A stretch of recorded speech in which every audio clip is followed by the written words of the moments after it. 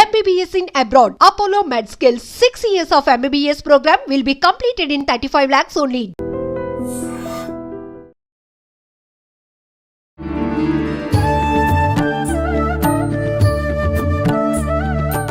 నమస్కారం, welcome to I dream. ధర్మ మార్గం విత్ విజిత కార్యక్రమానికి స్వాగతం.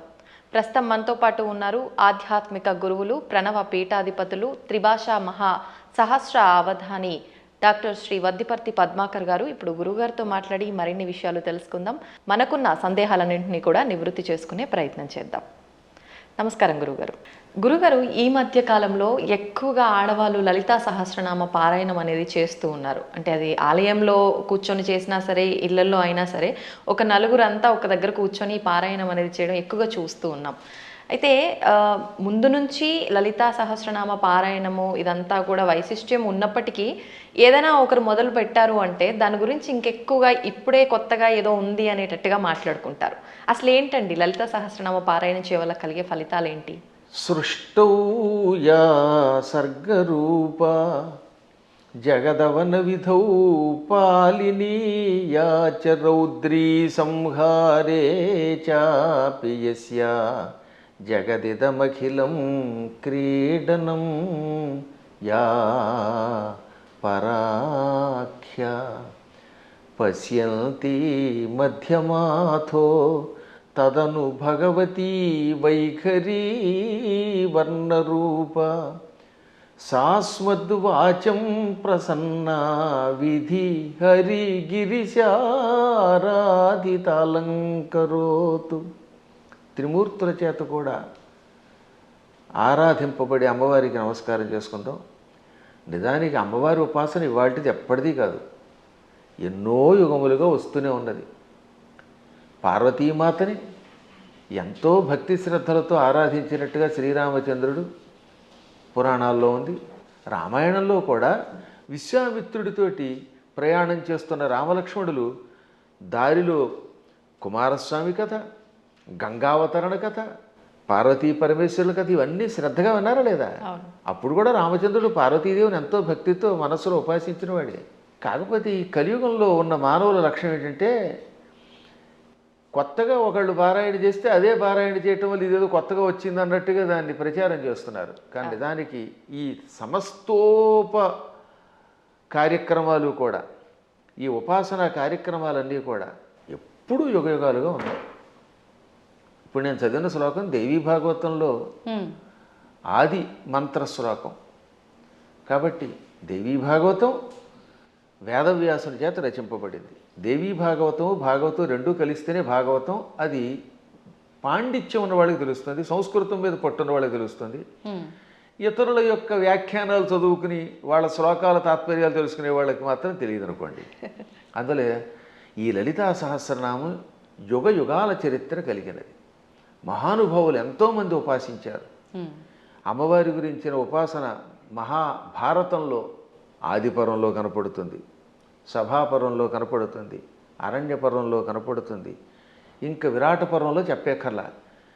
ఇప్పుడు ఈ లలితా సహస్రనామంలో ఉన్న నామములను గుదిగురిచ్చి ఒక స్తోత్రంగా ధర్మరాజు చేశాడు. ధర్మరాజు విరాటరాజు గారి కొలువులోకి వెళ్లే ముందు ఒక ఆలయం ప్రాంగణం దగ్గర నిలబడి అమ్మవారిని 24 శ్లోకాల్లో స్తోత్రం చేశాడు. ఆ తర్వాత వీళ్ళంతా మారువేషాలు వేసుకుని విరాటరాజు గారు కొలువులోకి వెళ్ళారు. కానీ చిత్రం ఏంటంటే నిజానికి అమ్మవారిని స్తోత్రం చేసింది ఎవరు? ధర్మరాజు. ఎక్కడ? మహాభారతంలో విరాట పర్వంలో విరాటరాజు గారి కొలువు దగ్గరికి వెళ్లే ముందనమాట. అంటే ధర్మరాజు గారేమో కంకుభట్టి అనే పేరుతోటి, భీముడు వంటలవాడు వలలుడి వేషంలో, అర్జునుడు పేడి రూపంలో, బృహన్నల రూపంలో, నకుల సహదేవులు వరుసగా అశ్వనీ పాలకులు, అశ్వపాలకులను గోపాలకులుగా వెడుతున్నారు. ద్రౌపదీదేవి మానిని అనే పేరుతోటి వెడుతోంది, మాలినిగా, ఇది సైరంధ్రిగా. విరాట పర్వాన్ని నర్తనశాలగా సినిమా తీశారు. అందులో ఏం చేశారనమాట, ధర్మరాజు గారు అమ్మవారిని స్తోత్రం చేస్తే ద్రౌపది స్తోత్రం చేసినట్టుగా జననీ శివకామిని అని పాట పెట్టారు. నిజానికి జననీ శివకామిని అందంగా పీసుశీల్ గారు అద్భుతంగా పాడిన స్తోత్రం నిజానికి ఎవరు చేశారనమాట, అది ఆ స్తోత్రం ధర్మరాజు చేశాడు. కాబట్టి ధర్మరాజు కూడా అమ్మవారిని ఉపాసన చేశాడు. ఇక ఆ తరువాత మరికొద్దిసేపట్లో భగవద్గీత ప్రారంభం అవుతుందనగా అర్జునుడు అమ్మవారిని 14 శ్లోకాల్లో స్తోత్రం చేశాడు. నమస్తే సిద్ధశానాని ఆర్యే మందరవాసిని కుమారి కాళి కాపాలి కపిలే కృష్ణ పింగళే భద్రకాళి నమస్తుభ్యం మహాకాళి నమోస్తుతే చండి చండే నమస్తుభ్యం తారిణి వరవర్ణిని అంటూ 14 శ్లోకములతో అమ్మవారిని స్తోత్రం చేశాడు.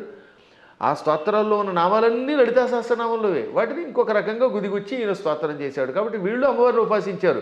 కాబట్టి అమ్మవారిని ఉపాసించటం అర్జునుడు చేశాడు కృష్ణుడి సలహా మీద, ధర్మరాజు గారు చేశారు. ఇంకా ఆశ్చర్యం, మనందరం ఎంతో ప్రామాణికంగా భావించే భాగవతం ఉందా? అవునండి. ఈ భాగవతంలో ద్వారకా నగరంలో శ్రీకృష్ణ పరమాత్ముడు సత్యభామాదేవి యొక్క తండ్రి సత్రాజిత్ అభాండం వేస్తే అభాండం నుంచి బయటపడడం కోసం వెళ్ళాడు. ఏది? మణి కోసం, శమంతక మణి కోసం. ఆయన ఎప్పటికీ రాకపోతే 28 రోజులు రాలేదు ఆయన. ఆ లోపు అమ్మవారిని స్తోత్రం చేశారు, అమ్మవారిని పూజించారు. ఎవరు? ఆయన భార్య రుక్మిణీదేవి, పక్కనున్నటువంటి మహానుభావుడు దేవకి వసుదేవులు అందరూ కూడా అమ్మవారిని పూజించారు. అప్పుడు అమ్మవారు ఏమంటుంది? బాలామణితో మణితో హేలాగతి వచ్చు వనరు హేక్షణుడనుచు అని అమ్మవారు పలికింది. తొందరలో శ్రీకృష్ణ పరమాత్ముడు భామామణితో వస్తాడు. అక్కడ భామామణి అంటే జాంబవతి, జాంబవతిని తీసుకొస్తాడు, మణితో వస్తాడు, జాంబవంతుడిని జయిస్తాడు, ఆయనకి కీర్తి వస్తుంది అని అమ్మవారు పలికింది. కాబట్టి సాక్షాత్తు శ్రీకృష్ణ పరమాత్ముడు అంతటి వాడు పునఃస్థాపన చేసిన ద్వారకా నగరానికి అధిష్టాన దేవత అంబిక. అంబిక అనే పేరుతో ఉన్నది. ఇది భాగవతంలో ఉన్నది, ఇంకెవరో పద్మాకర్ గారు రాసింది కాదు. కాబట్టి అమ్మవారి ఉపాసన ఎంత ప్రాచీనమో ఆలోచించండి. అలా ప్రాచీన కాలం నుంచి అందరూ అమ్మవారిని ఉపాసిస్తున్నారు. శక్తిని ఉపాసించకుండా ఎవడుంటాడు? ఇప్పుడు వెర్రి పెరిగిపోయి కొట్టుకోవడాలు పెరిగిపోయాయి. కాబట్టి అమ్మ లలితా సహస్రనామాలు, ఈ అమ్మవారి ఉపాసన యుగయుగాల చరిత్ర కలిగినది. అందులో ఇప్పుడు ఏంటంటే కలియుగంలో శక్తి కల్పం అవటం వల్ల ఎక్కువ పెరుగుతుందట. దీనివల్ల ఎక్కువ లాభం కూడా ఉన్నది. ఇప్పుడు మేము ఉన్నాం, నిత్యం చేసేది భాగవత సప్తాహం. నాకు కృష్ణ పరమాత్ముడు ఎంతో, అమ్మవారి ఉపాసనతో చేసే ఉపాసనేమో అమ్మవారిది, కానీ మానసికంగా లోపల కనబడేది కృష్ణుడు. అర్చన అభిషేకం చేసేది శివుణ్ణి. కాబట్టి శివుడైనా కృష్ణుడైనా అమ్మైనా ఉన్నది ఒకే చైతన్య స్వరూపం. ఆ జ్ఞానం కలిగిన వాడు, వాడి స్థాయి వేరు. జ్ఞానం లేనప్పుడు రూపాలతో మాత్రమే కొట్టుకునే అజ్ఞానుల స్థాయి వేరు. అందుకే లలితా సహస్రనామం వీటికి అతీతమైన చైతన్య స్వరూపం అది. ఓకే గురుగారు, ఇప్పుడు మీరు అన్నారు అమ్మవారైనా కృష్ణుడైనా శివుడైనా అంతా ఒకటే శక్తి స్వరూపము, మూర్ఖులు అని చెప్పి. ఈ మధ్య కాలంలోనే నాకు జరిగిన ఒక ఎక్స్పీరియన్స్, నేను ఎక్కువగా శివుణ్ణి ఆరాధిస్తూ ఉంటా. ఎందుకు అనవసరంగా నువ్వు శివుణ్ణి ఆరాధిస్తున్నావు, అమ్మవారిని పట్టుకో, శివుణ్ణి ఆరాధిస్తే ఏం ఫలితం లేదు, వాడు పిచ్చోడు, ఇంకా ఎక్కువ ఇబ్బందులు పెడతాడు అని చెప్పి అన్నారు. దానికి నేను ఏం సమాధానం చెప్పాలంటారు? నేను ఎలా నిర్ణయం తీసుకోవాలంటారు? అవతల మూర్ఖులు అయితే వాళ్ళకి ఏం సమాధానం చెప్పద్దు, మన పని మనం చేసేద్దాం. కొంచెం జ్ఞాని అయితే అజ్ఞానంతో కాకుండా కొంత జ్ఞానం కలిగితే వాడికి సమాధానం చెప్పచ్చు. అందుకే భర్తృహరి సుభాషిత చాలా గొప్పవి. అజ్ఞ సుఖమారాధ్య. అజ్ఞ అంటే ఏమీ తెలియని వాడు ఉన్నాడు, మూర్ఖుడుగా. వాడు మూర్ఖుడు కాదు, ఏమీ తెలియని వాడు. ఏమీ తెలియని వాడికి బాగు చేయొచ్చట. అజ్ఞ అంటే ఏమీ తెలియని వాడు, సుఖం ఆరాధ్య బాగా చెప్పడానికి అర్హుడు. ఏమీ తెలియని వాడు కూర్చోబెట్టి చెప్పచ్చు. అంతే. సుఖతరం ఆరాధ్యతే విశేషజ్ఞ. బాగా చదువుకున్న పండితుడికి చెప్పచ్చు, ఏమీ తెలియని వాడికి చెప్పచ్చు, బాగా తెలిసిన వాడికి చెప్పచ్చు. జ్ఞానలవ దుర్విదగ్ధం బ్రహ్మాపి నరన్నరంజయతి. జ్ఞానలవ దుర్విదగ్ధుడు అంటే అర్థం ఏంటనమాట? తెలుసున్నది ఎంత, లవము అంటే కొంచెం, కొంచెం తెలుసు కానీ అన్నీ తెలుసని వాడికి అహంకారం. ఈ మధ్యన అలాంటి వాళ్ళు ఎక్కువైపోయారంట యూట్యూబ్లో. వాడికి ఏం తెలియదు, నాకు తెలుసని అహంకారం. అలాంటి మూర్ఖుణ్ణి బ్రహ్మాపి నరన్నరంజయతి. అటువంటి నరుణ్ణి బ్రహ్మ కూడా బాగు చేయలేట. వాడికి ఏం చెప్పలేడు, బ్రహ్మ వచ్చి చెప్పినా వెండవాడు. అందుకే కొంతమంది మూర్ఖులు చూసారా, నేను దేవుడు చెప్పినా చేయను, దేవుడు వచ్చి దిగొచ్చినా విన్న అంటాడు. వీడి మొహానికి దేవుడు దిగి వస్తాడా? ఏ దేవుడే కదా, దెయ్యం కూడా దిగిరాదు. అంచేత అటువంటి వాళ్ళకి మనం చెప్పక్కర్లేదు, మన పని మనం చేయాలి. కానీ ఒక గొప్ప అద్భుతమైన శ్లోకం ఆది శంకరాచార్యుల వారు మనలాంటి వాళ్ళ కోసమని దేవి అపరాధ క్షమాపణ స్తోత్రంలో రాశారు. ఆ స్తోత్రం పేరేంటి? దేవి అపరాధ క్షమార్పణ స్తోత్రం. అమ్మా నన్ను క్షమించు అని చిట్ట చివరి చెప్పే స్తోత్రం. అద్భుతమైన స్తోత్రం అది. కొంతమంది వాళ్ళు అది కూడా ఆయన రాయలేదని పిచ్చివాదం చేసేవాళ్ళు ఉంటారు, వాళ్ళని మనం పక్కన పెట్టేద్దాం. కానీ చితాభస్మాలేపో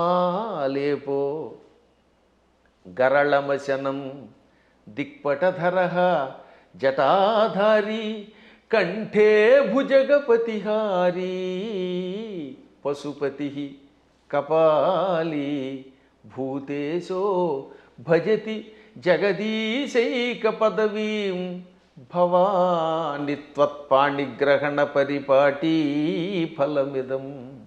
భవాని అంటే ఓ పార్వతి, నీ భర్త శివుడి దగ్గర ఏముందమ్మో గొప్పతనం. ఇది ఎంత గొప్పగా ఉంటుంది ఈ స్తోత్రం చివరిదాకా వినాలి జాగ్రత్తగా.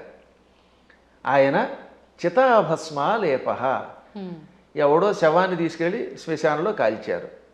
ఆ కాల్చగా వచ్చిన బూడిని ఏమంటారు? చితాభస్మము. చితి మీద నుంచి వచ్చినటువంటి భస్మం. ఆ భస్మాన్ని ఆలేప, ఒంటికి పూసుకుంటున్నవాడు.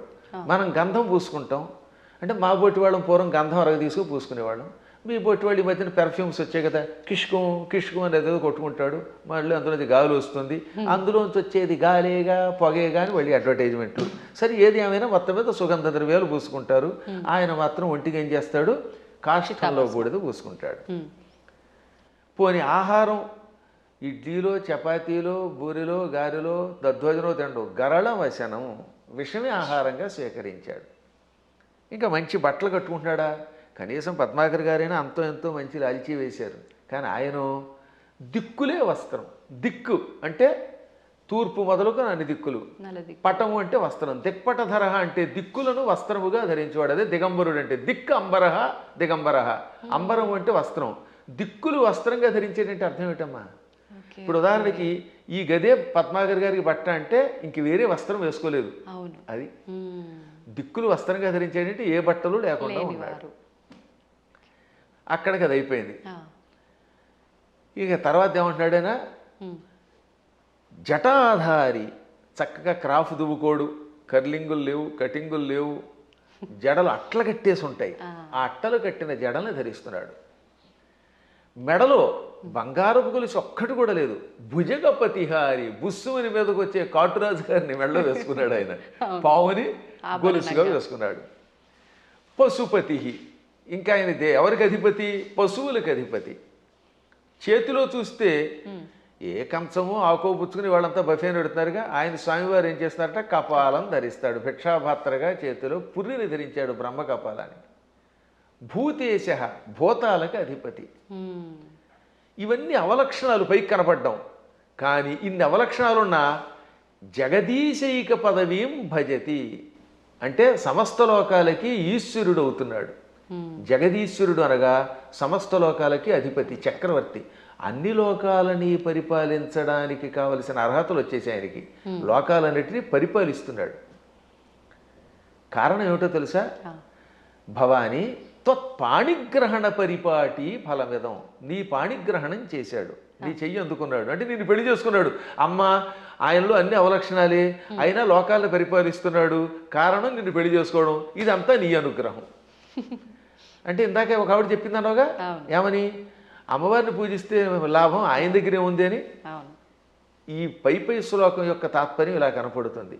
అంటే ఇందాక మీరు అన్నట్టు మిడిమిడిగా తెలుసుకొని మాట్లాడే మాట. ఇప్పుడు ఈ శ్లోకంలో ఉన్న అంతరార్థం తెలిస్తే మనకు ఆశ్చర్యం కలుగుతుంది. సామాన్యుడి భాషలో చెప్పాలంటే వాడికి పిచ్చెక్కుతుంది. ఇప్పుడు అమ్మవారిని పార్వతి అనలేదండి. పార్వతి అంటే పర్వతరాజు కూతురు, పుట్టింటి వారి పేరుతో పిలవాల. భవాని అన్నాడు ఆయన. భవాని అంటే అర్థం ఏంటి? భవస్య పత్ని భవాని అంటే శివుడి పెళ్ళామా. దాని అర్థం ఏంటి? మళ్ళీ అక్కడ ఏమంటాడంటే ఆవిడ్ని ఓ శివుడి పెళ్ళామా అన్నాడు. మనకి ఏమనిపిస్తుంది? ఆవిడ పొగిడినట్టు ఏం లేదు. మళ్ళీ వచ్చేసరికి నువ్వు ఎన్ని గొప్ప లక్షణాలు ఉన్నా, నీ వల్ల ఆయనకు గొప్పతనం వచ్చినా నువ్వు శివుడి పెళ్ళానివే. నీ అనేది నీప్ అని ఒకటి ఉంటుంది వ్యాకరణంలో. ఆ నీప్ అనేది కొన్నింటికి చేరితే భార్య అని అర్థం వస్తుంది. ఆ ఏ ఏ పదాలకి?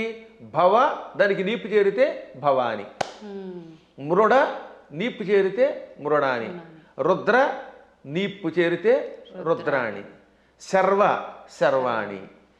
వీటికి భార్య అని అర్థం వస్తుంది. అందులో శివాని లేదు. అందుకే శివాని అనే శబ్దం అసాధు. శివాని అని వాడేస్తారు కానీ శివ శబ్దం పక్కన నీపు ఉండదు. భవ, రుద్ర, మృడ, శర్వ ఇది ఆకృతి గణం. వీటికి మాత్రమే చేరితే భవాని, రుద్రాణి, మృడాని, శర్వాణి అవుతాయి. కాబట్టి ఇంత చేసి నువ్వు ఎంత గొప్పదానివైనా, నీ వల్ల ఆయనకి వచ్చినా నువ్వు ఆయన పెళ్ళానివే అని చెప్పడం. ఇంకా పైకి వద్దాం. ఇందాక చెప్పినవి ఈ ప్రపంచంలో ఎవడైనా కాష్టంలో ఉన్న బూడిదను పూసుకుంటాడా? మీకు ఎంతో స్నేహితుడు ఒక ఆయన ఉన్నాడండి, ఎంతో ఇష్టుడు ఒక ఆయన ఉన్నాడు. ఆ గొప్ప వ్యక్తి ఒక ఆయన తాతగారు అంటే చాలా ఇష్టపడతాడు. ఆ తాతగారు పోయారనుకుందాం. ఆ తాత లేకపోతే బతకలేనన్నవాడు ఆ తాతగారి శరీరం కాలిపోయాక ఆ బూడిద పూసుకుంటాడా? అస్సలు ఒక్క శివుడు మాత్రమే తన భక్తులు తనను ఉపాసించాక వాడు నా భక్తుడు, వాడు నాకు ఎంతో ఇష్టుడు అని వాడు చావగానే వాడి శరీరాన్ని శ్మశానంలో కాలిస్తే రారా నాయనా అని వాడి బూడిదని ఒంటికి పూసుకుంటున్నాడు. ఆ బూడిద పూసుకోగానే వాడు శాశ్వతంగా కైలాసానికి వెడుతున్నాడు. అంటే ఆ భక్తుడి మీద ఆయనకి ఎంత ఇష్టం. ఈ ప్రపంచంలో ఇంత ప్రేమగా చూసే దేవుడు ఇంకెవడన్నా ఉన్నాడా? ఒకసారి ఆలోచించండి. భక్తుడి యొక్క కాష్టంలో బూడిదని ఒంటి మీద గంధంలా పూసుకునే ఏకైక కరుణామూర్తి శివుడే. ఆయనకి మాత్రమే శక్తి ఉంది, ఇంకెవడో పూసుకోలేడు. పూసుకుంటే చస్తాడు, బ్యాక్టీరియా వచ్చి చచ్చిపోతాడు ముందు. రెండవది గరళ వశనం. పాలసముద్రం చిలికారు. ఈ పాలసముద్రంలో అమృతం వస్తుంది అనుకుంటే మొట్టమొదటి పుట్టింది విషం. భయంకర కాలకోట విషానికి లోకాలన్నీ కాలి బూడిదైపోయాయి. అందులోంచి పొగొచ్చింది. అందరూ దిక్కులేక శివ రక్షించమని ఆయన దగ్గరికి వెళ్ళారు. ఒక్కడు తాగాడు దాన్ని ఎవడన్నా? ఇంతమంది సోకాళ్ళు దేవతల్లో ఒక్కడైనా దాన్ని తాగి రక్షించాడా? ఒక్క శివుడు మాత్రం పార్వతి కేసు తిరిగి, పార్వతి వీళ్ళు నా పిల్లలు రక్షించమని అడిగారు, తాగేస్తున్నాను అన్నాడు ఆయన. అప్పుడు భార్య తాగమంటుందండి నిజంగాను? ఏ భార్య అయినా సరే, ఏమండి వాళ్ళకి మతి లేకపోతే మీకు మతి లేదా? బాబోయ్ నా మంగళసూత్రం గట్టిగా ఉండాలి, మీరు తాగద్దనాలా? కానీ ఆవిడే ఉంది, తాగేయండి. అందుకే పోతన గారు అక్కడ ఒక అద్భుతమైన పద్యం రాశారు భాగవతంలో అష్టమస్కంధంలో. మృంగెడివాడు విభుండని. మింగేవాడు తన భర్తని తెలుసు. ఆ మింగేవాడు తన భర్త అని ఆవిడ తెలియదా? తెలుసు.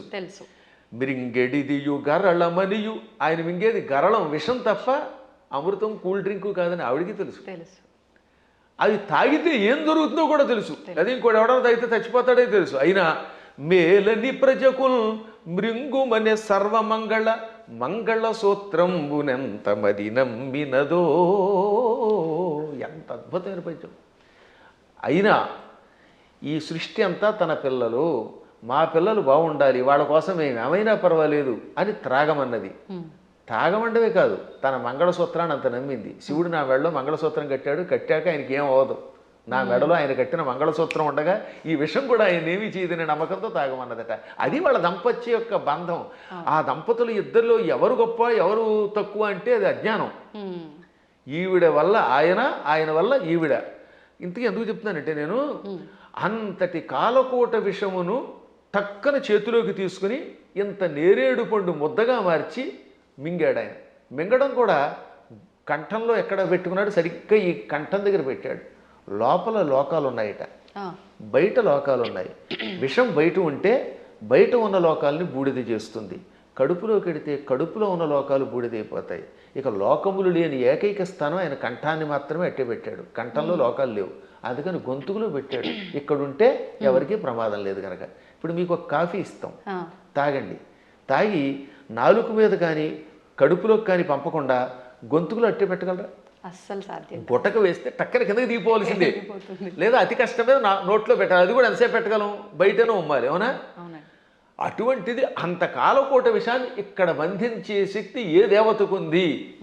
ఒక్క శివుడికి ఉన్నది. అందుకే తెల్లని శివుడి శరీరం కూడా, శివుడు కూడా నాలా అందంగా తెల్లగా ఉండేవాడు. ఈ విషం కంఠంలోకి వెళ్ళాక నీలంగా మారిపోయి శ్రీకంఠుడు గరళకంఠుడు అయ్యాడు. అది ఆయనకు ఒక ఆభరణం అయింది, కీర్తి తెచ్చిపెట్టింది. అందువల్ల గరళ వశనం అంటే అంతటి విషాన్ని ఆహారంగా స్వీకరించి గొంతుకులో పెట్టినవాడు ఆయన తప్ప ఎవడున్నాడమ్మా? ఇంకా ఆకాశాన్ని జుట్టుగా మార్చుకొని అట్లగట్టేలా జడలు పెట్టాడు. ఆకాశంలో ఉన్న మబ్బులు అవన్నీ ఆయనకి కేశములైపోయాయి. వ్యోమకేశుడు ఆయన, అందువల్ల జటాధారి. మెడలో వాసుకి అని పిలువబడే ఒక భయంకర సర్పాన్ని ఎవడు పెట్టుకోగలుగుతాడు? ప్రపంచంలో పాముల్ని భరించే శక్తి ఇద్దరికి ఉంది. ఒక ఆయన పాము మీద పడుకున్నాడు, శ్రీ మహావిష్ణువు ఆదిశేషుడి మీద. ఇంకోటి ఎవడు ఆయన భరించలేడు. ఆ వాసుకినేమో మెడలో ఈయన గొలుసులో వేసుకున్నాడు. అలా విషసర్పమును కూడా ఆభరణంగా ధరించావు. పశుపతి అంటే మనందరం పశువులం. జీవులందరినీ ఏమంటారు? పశువులు. ఇంగ్లీష్లో కూడా man is a social animal అంటారు, గుర్తుపెట్టుకోండి. సంస్కృతంలో కూడా అంతే. పశువులు జంతువునాం నరజన్మ దుర్లభం. ఈ జంతువులలో మానవ జన్మే దుర్లభము. కాబట్టి ఏ లాంగ్వేజ్లో అయినా సరే పశు శబ్దమునకు ప్రాణులు అని అర్థం. ప్రాణులందరినీ పరిపాలించేవాడు ఆయన పశుపతి అంటే. ఇంకా కపాలి, బ్రహ్మ కపాలాన్ని చేత్తో పట్టుకుని బ్రహ్మ యొక్క అహంకారాన్ని అడిచి యావజ్జీవితం చేతిలో పెట్టుకుని అందులో భోజనం పెట్టేవాడు ఎవడు అంటే కపాలి. అంటే ఇన్ని సంపదలున్నా అష్టసిద్ధులున్నా పార్వతి భార్య అయినా భిక్షాపాత్రని చేత ధరించి ఎవడైనా చివరికి భిక్షుకుడే. ఈ ప్రపంచంలో నేను భిక్షుకుడే, నువ్వు భిక్షుకుడివే, ఒకళ్ళనొకళ్ళు యాచించుకోవాలి అని చెబుతున్న మహానుభావుడైన ఒక్కడే. ఓకే. ఇంకా భూతేశ, భూతములు అంటే మీరు అనుకున్నట్టుగా హైహాన్ మీదకి వచ్చే భూతాలు కాదు, పంచభూతాలు. ఈ పృథివ్యాపస్తేజో వాయురాకాశములు, భూమి, అగ్ని, జలము, వాయువు, ఆకాశం అనే పంచభూతములు. ఇక ప్రాణులు, వీళ్ళందరికీ అధిపతి. అందుకే ఆయన జగత్తుకి ఈశ్వరుడు అయ్యాడు. అందువల్ల నువ్వేం చేసావు? ఆయన గొప్పతనం గ్రహించి ఆయన కోసం తపస్సు చేసి ఆయనే భర్త అవ్వాలని దగ్గరికి వెళ్ళి పార్వతి అని పేరున్నదానివి భవాని అయిపోయావు, ఆయన భార్యవై. అందుకే ఇప్పటికి కూడా ఇంగ్లీష్ వాళ్ళు మన సంస్కృత సంప్రదాయాల్లో కొన్ని పాటిస్తున్నారు. ఉదాహరణకి పద్మాకర్ గారి భార్య ఉంది, ఆవిడ ఏమన్నా మిసెస్ పద్మాకర్ అంటారా లేదా? అంటారు. రంగవేణి గారిని పిలవకుండా అంటే భవానీలాగా. పార్వతి కాస్త ఆయన భార్య అయ్యాక మిసెస్ శివ అయ్యింది, ఆ మాట భవానీ అన్నాం అంతే టెక్నిక్గా. అంటే ఎంత గొప్ప శక్తి! శివుడి భార్యని అనిపించుకోవడానికి ఇష్టపడుతోంది కానీ నేను పార్వతిని ఫలానా వాళ్ళ పుట్టింటి వారి సంబంధమైందా అని అనిపించుకోవడానికి ఆవిడ ఇష్టపడటం లేదు. ఈ లక్షణాలు ఆయనలో గొప్పవి కాబట్టే ఆయనని నువ్వు వరించావు, నీ వల్ల ఆయన పార్వతీ వల్లభుడయ్యాడు. ఈ విధంగా మీ ఇద్దరు గొప్పవారే. ఇంక చివరిగా దిక్పటధరహ అంటే దిక్కులే వస్త్రములంటే మొత్తం ప్రపంచం అంతా వ్యాపించినవాడు. అది వ్యాపిస్తే కదా బట్ట అయ్యేది. మీరు ఆలోచించండి, తూర్పు, పడమర, ఉత్తరం, దక్షిణం, ఆగ్నేయం, నైరుతి, ఈ వాయువ్యం, ఈశాన్యం అని పిలువబడే దిక్కులు పైన కింద ఉన్నవి మనకు బట్ట అవ్వాలంటే మనం అంత శరీరం కలిగిన వాళ్ళు అయ్యి ఉండాలి. ఇప్పుడు నాకు ఈ గది బట్ట అవ్వాలంటే నేను గది అంతా నిండిపోవాలి, అప్పుడే ఈ గదిని నేను బట్టగా ధరించగలను. అవునా? అందువల్ల సర్వవ్యాపకుడు అని అర్థం. అటువంటి వాళ్ళ యొక్క గొప్పతనాన్ని గ్రహించలేక శివుడిని పూజిస్తే కష్టం వస్తాయి, పార్వతిని పూజించని, లేక పార్వతిని పూజించకు శివుడిని పూజించని, లేక ఈ ఇద్దరిని పూజించి విష్ణువుని పూజించగని, విష్ణువుని పూజించి వీళ్ళని పూజించకు అన్నాడంటే వాడు అజ్ఞాని, ఏ విధమైన ఉపాసనా బలం లేనివాడు. అందువల్ల వీటికి అతీతంగా సర్వవ్యాపకుడైన శివుడు ఆయన ఏకో దేవ, ఏకో దేవ కేశవో వా శివో వా, ఒకడే దేవుడు. నువ్వు శివుడను, కేశవుడను, పార్వతి అను, లేక లక్ష్మి అను, సరస్వతి అను, కుమారస్వామి అను, విఘ్నేశ్వరుడను, ఇన్ని రూపములతో కనపడుతున్న పరమాత్మ ఒక్కడే. గురుగారు, అంటే మాలాంటి జ్ఞానం లేని వాళ్ళము ఇలాంటి పిచ్చి ప్రశ్నలు వేయటంలో అర్థం ఉంది, వాదించడంలో అర్థం ఉంది. కానీ ఎంతో జ్ఞానం ఉండి నలుగురికి చెప్పే స్థాయిలో ఉన్నవాళ్ళు కూడా కొంతమంది శివకేశవుల ఇద్దరు భేదం చూపించి మేము శైవులము, మేము వైష్ణులము ఇలా మాట్లాడుతూ ఉంటారు కదా, మరి దాని గురించి ఏమంటారండి? అక్కడే అసలు వాళ్ళ జ్ఞానులు అనకూడదు, వాళ్ళు భక్తులు అంతే, మూఢభక్తులు. వాళ్ళు భక్తులే. మూఢభక్తి ఏం చేస్తుందో తెలుసా? ఆ రూపాన్ని తప్ప ఇంకోటి ఇష్టపడకుండా చేస్తుంది. మూఢభక్తి వల్ల కూడా ఎప్పుడో ఒకప్పుడు పరమాత్మ దగ్గరికి కడతారు అనుకోండి, అందులో సందేహం లేదు. జ్ఞానభక్తి కలిగిన వాడు అలా ఎందుకంటాడు? జ్ఞానంతో ఉన్నవాడు వాడు ఏ రూపం చూస్తే ఆ రూపంలోనే ఇంకోటి చూస్తాడు. మహానుభావులైన ఋషుల్ని నేను చూశాను కదా, వశిష్ఠుడు ఉన్నాడు, రాముడిలో శివుని చూడగలిగాడు, శివుడిలో రాముడిని చూడగలిగాడు. కైలాసాల్లో వైకుంఠం చూడగలిగాడు, వైకుంఠంలో కైలాసాన్ని చూడగలిగాడు. అమ్మవారి దగ్గరికి వెళ్ళారు. దుర్వాసుడు అన్ని లోకాలకి వెళ్ళాడు. విశ్వామిత్రుడు అలా అన్నీ చూడగలిగాడు. వాళ్ళు జ్ఞానులు. ఇంకా మూఢభక్తులు అంటే ఏమిటనమాట? నేను ఆ రూపమును తప్ప ఇంక దేన్ని చూడండి అంటాడు ఆయన. ఆ ఆశ్చర్యం ఏమిటంటే తులసీదాస్ గారు తన ఆత్మచరిత్ర రాసుకున్నాడు. ఆయన బృందావనం వచ్చాడు. అక్కడ కృష్ణుడు కనపడగానే కళ్ళు మూసుకున్నట్ట. ఏమి నాయనా నన్ను చూడగానే కళ్ళు మూసుకున్నావు, నన్ను ఎందుకు చూడటం లేదంటే నేను రామభక్తుడిని, రాముడిని తప్పేవాడిని చూడన్నాడు. అప్పుడు ఆ కృష్ణుడు ఏమన్నాడు? రాముడైనా కృష్ణుడైనా నేనే కదా, నువ్వు భాగవతం చదివిన వాడివి, నేను ఎన్నో అవతారాలు ఎత్తానని నీకు తెలుసు కదా అంటే అన్నీ నాకు అనవసరం, నువ్వే అన్ని రూపాలు, నువ్వే మత్స్య కూర్మాది సమస్త అవతారాలు ధరించావు, అయినా నేను రాముడి తప్ప చూడను, నాకు ఆ కోదండం పుచ్చుకుని ఏకపత్నిరతుడిగా ఉన్న రాముడే కావాలి, కృష్ణుడు వద్దన్నాడు. అప్పుడు ఆయన నవ్వి రాముడిగా, ఇది కృష్ణ విగ్రహంలో ఉన్న స్వామివారు రాముడిగా దర్శనమిచ్చాక అప్పుడు నమస్కరించాడు. అప్పుడు ఆయన కనువిప్పు కలగజేసి, పిచ్చివాడా, పువ్వులు వేరైనా ఏ పువ్వుతో చేసినా పూజ ఒకటే కదా, అంతే అండి.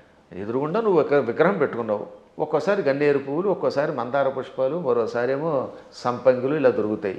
ఏ పుష్పంతో పూజ చేసినా పూజ ఒకటే, పువ్వులు వేరైనా పూజ ఒకటే. అలాగే మూర్తులు వేరైనా అందులో ఉన్న చైతన్యం ఒకటే. ఈ మాత్రం జ్ఞానం లేకపోతే నీకు ఎప్పటికీ మోక్షం వస్తుందనగా అప్పుడు పశ్చాత్తాపంతో ఆయన రాముడైనా కృష్ణుడైనా ఒకటే అని హిందీలో ఒక స్తోత్రం రాశాడు. దాన్ని తెలుగులోకి అనువాదం చేసి శ్రీకృష్ణాంజనేయ యుద్ధం అని ఒక సినిమా ఉందిరండి. అందులో చాలా అద్భుతంగా రాశారు. ఘంటసాల వారు చాలా బాగా పాడారు. చిట్ట చివరిలో ఆంజనేయుడు జ్ఞానోదయం పొందినట్టుగా ఆ పాట పెట్టారు.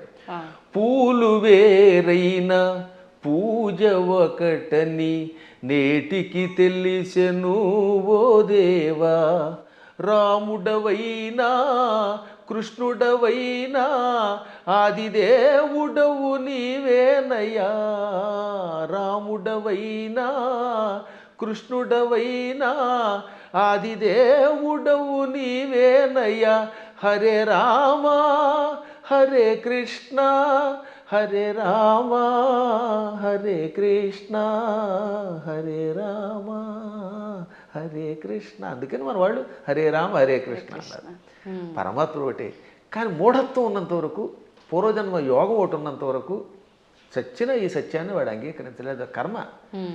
ఏం నదుల్లో కూడా రండి, అదే గంగాజలం. గంగో చోట, ఇంకో చోట కృష్ణ, ఓ చోట గోదావరి, మొత్తం మీద నీరే. కొంచెం భేదాలు ఉంటాయి. ఎందుకనంటే ఆ ప్రాంతాన్ని బట్టి, మూలికలు బట్టి.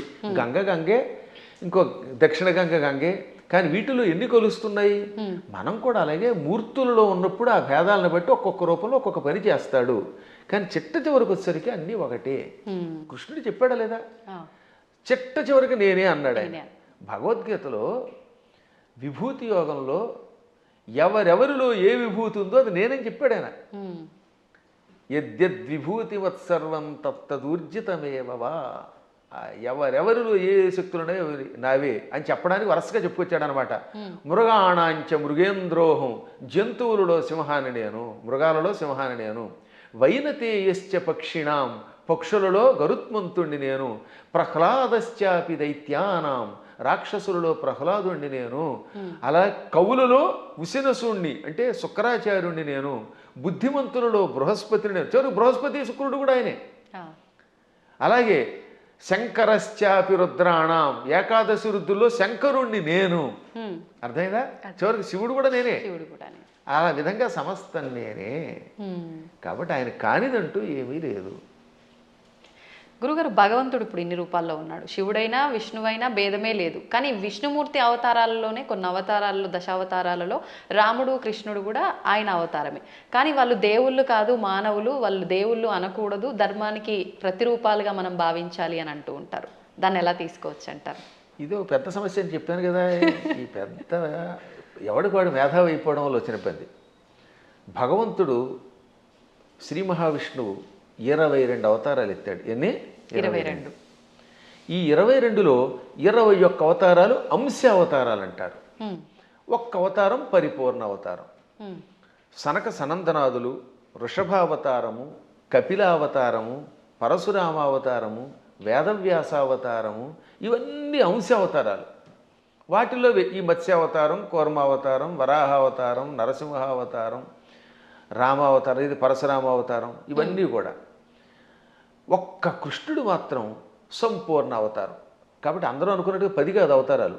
భాగవతంలో ప్రారంభంలోనే ఉంటుంది, ప్రథమ స్కంధంలో 22 అవతారాలు చెబుతూ అందులో 21 అవతారాల్ని ఏతే చాంస కళా పుంస ఏతే చ అంశ కళా పుంస కృష్ణస్తు భగవాన్ స్వయం. 21 అవతారాలు అంశావతారాలు, అంశ కళలు. ఒక్క కృష్ణుడు మాత్రం పరిపూర్ణ అవతారం. అందుకే కృష్ణస్తు భగవాన్ స్వయం. ఒక్క రామావతారంలో నేను మానవుణ్ణి అని ఆయన అనకపోతే రావణుడిని చంపలేడు. ఎందుకని మానవుడి చేతిలో వాడు చస్తాడు కనుక. అందుకని ఆయనకి తెలియదు లోపల. ఆయన పరమాత్మని ఆయనకి తెలియకపోతే ఇన్ని పనులు ఎలా చేసాడండి? ఎంతమందికి శాప విముక్తి కలగజేశాడు, ఎంతమందిని వైకుంఠానికి పంపించగలిగాడు.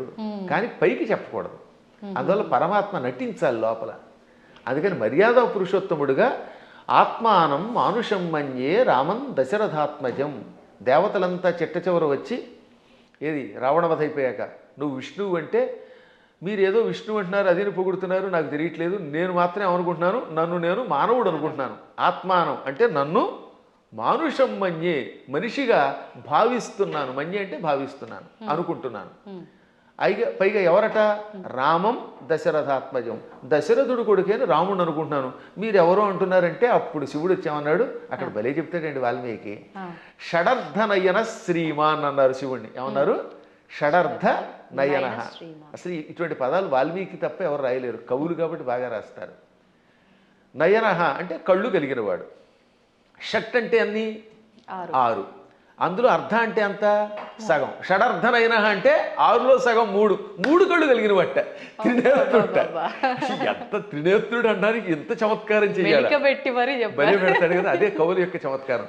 అందువల్ల కవుల చమత్కారం తెలియక రామాయణం అర్థం కాక ఏదో పిచ్చివాగుడు అవుతారు. కానీ షడర్ధనైన అండంలో అర్థం ఏంటో తెలుసా? 6ని 3గా చేశాడు, 6 శత్రువుల్ని 3గా చేశాడు. ఆ 3ంటిని సూర్యచంద్రులు అగ్నిగా మార్చి కళ్ళుగా పెట్టుకున్నాడు. వీటిల్లో సూర్యుడు స్వయం ప్రకాశకుడు, చంద్రుడు సూర్యుడు యొక్క కాంతి సేకరించి చల్లదనం ఇస్తాడు. ఈ 3 ఆయన దేన్నైనా భస్మం చేస్తాడు. అంటే కామక్రోధ లోభమోహ మదమాత్సర్యాలనే శత్రువుల్ని 3 ముద్దలు చేసి ఈ 3 ముద్దల్ని కూడా ప్రజలకి త్రిగుణముల రూపంలో ఇచ్చి త్రిగుణములతో కూడిన ప్రజల్ని త్రిగుణాతీతుల్ని చెయ్యగలిగే శ్రీమాన్ సంపదలు కలిగిన వాడు శివుడు. అసలు శివుడి యొక్క వైభవాన్ని, దాని గురించి ఇప్పుడు మీకు ధర్మ సందేహాల్లో కాబట్టి క్లుప్తంగా చెబుతున్నాను. కానీ దీనికి ఎంతో వ్యాఖ్య చేయొచ్చు. అటువంటి శివుడు, నాయన నువ్వు సాక్షాత్తు విష్ణువువి, దేవతలంతా ప్రార్థించటం వల్ల రాముడిగా అవతరించి దుష్ట శిక్షణ శిష్టరక్షణ చేసావు తప్ప సామాన్యుడు కాదు అని చెబితే దశరథుడు మళ్ళీ వచ్చి ఆయన్ని స్తుతించాడు, బ్రహ్మాదులు స్తుతించారు. అప్పుడు అర్థం అవట్లేదా ఆయన సాక్షాత్తు స్వామిని? కాబట్టి అవేమో ఏదో మానవ అవతారాలంటే ఎలా ఒప్పుకుంటాం? మానవుడిగా అవతరించి మానవుడిగా నటించి ధర్మమును లోకమునికి ఇచ్చిన ఆది విష్ణువు. అది మర్చిపోకూడదు మనం. మళ్ళీ మనకి ఇలాంటి అనుమానాలు మనకి రాకుండా, రాముడు నేను మానవుడన్నా మనకు అనుమానం రాకుండా ఉండడానికి శివుడు మొదలైన వాళ్ళకే చెప్పించాడు. చిట్ట చివర పట్టాభిషేకంలో ఏం చెప్పాడు వాల్మీకి? ఆదిదేవో మహాబాహు హరిర్నారాయణ ప్రభు సాక్షాద్రామో రఘుశ్రేష్ఠ శేషో లక్ష్మణ ఉచ్యతే. ఇది పట్టాభిషేకంలో చిట్ట చివరి శ్లోకాలు. ఆదిదేవుడు, మహావీరుడు, సాక్షాత్తు విష్ణువు, ఆయనే రాముడిగా పుట్టుకొచ్చాడు. ఆయన విశేషణాలు: ఆదిదేవ, మహాబాహు, సాక్షాత్ నారాయణ ప్రభు, రామ రఘుశ్రేష్ఠ.